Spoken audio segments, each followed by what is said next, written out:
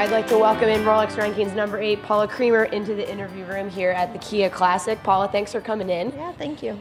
Tell me about taking some early looks at the course. Everyone's kind of been commenting on how improved the conditions here are at Aviara. Just talk about course setup this week and your thoughts on the overall setup. Yeah, the fairways in the rough are definitely in much better shape than they were last year. It's a great golf course. You just have to put the ball in the right spot. The greens are going to be the tough part about it. I know the afternoons they're pretty soft right now, and afternoons are going to get pretty beat up. But you just have to take it for what it is, and hopefully hit it as close as you can. But they're really receptive right now, so you don't have to worry too much about bouncing and landing at short things like that. You can pretty much fly at most pins. Good.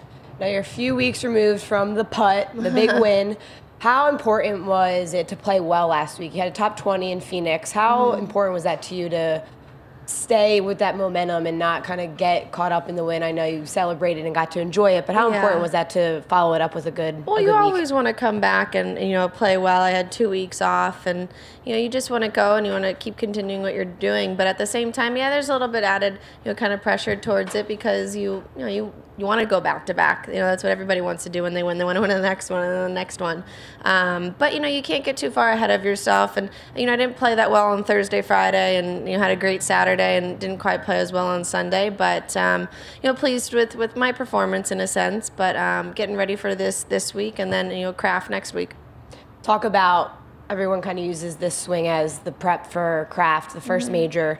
Do you prepare any differently? Just obviously no one wants to look past this week. They want to win the week they're in, but obviously Craft, everybody wants to perform well. Talk about your preparation for that and going into next week. I think it's important, you have to be very precise with your irons next week.